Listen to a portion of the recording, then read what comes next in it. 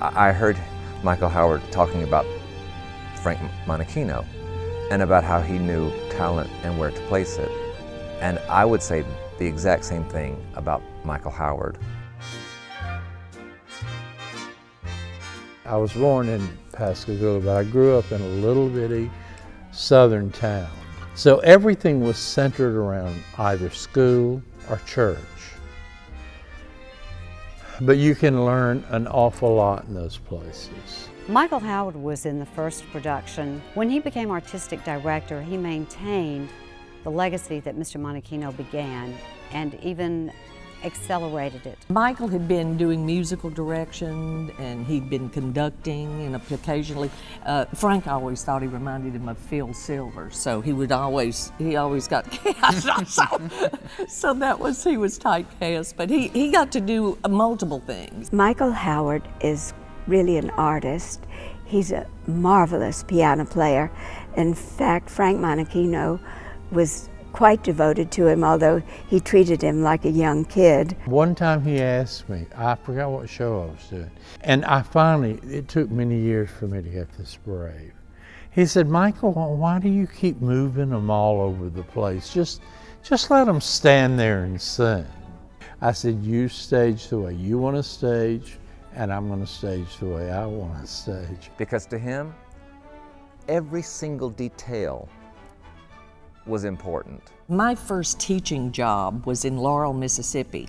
And so Michael and I worked together in a public high school for numerous years. So I've known him and worked with him in numerous capacities and watched him conduct choirs with his eyebrow, give light cues with the headset. Michael Howard is somebody who, if there was enough hours in the day, he could probably do everything that the theater needs done. He does everything there is to do in theater. He can design costumes, he could do makeup, he could adjust the microphones, he could get the balance between the mics and the orchestra and the cast on stage. He does it all. I hate him. Mr. Howard was, and yes, I call him Mr. Howard and not Michael, but he is and was a character in real life. I mean, I used to love to just come to rehearsal, and even if it had nothing to do with what I was doing on stage, and just sit and watch him work. Michael would have the most elaborate stories, most entertaining stories, and he would just stop rehearsal and just take a little moment to tell everybody a nice story.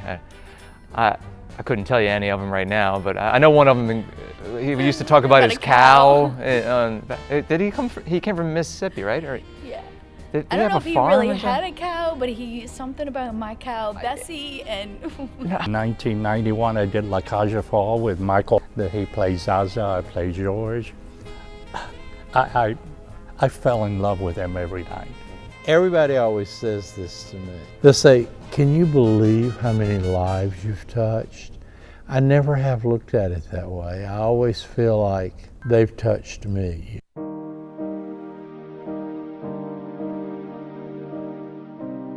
Mr. Monachino offered me the opportunity to get paid for doing what I love to do, and still love to do.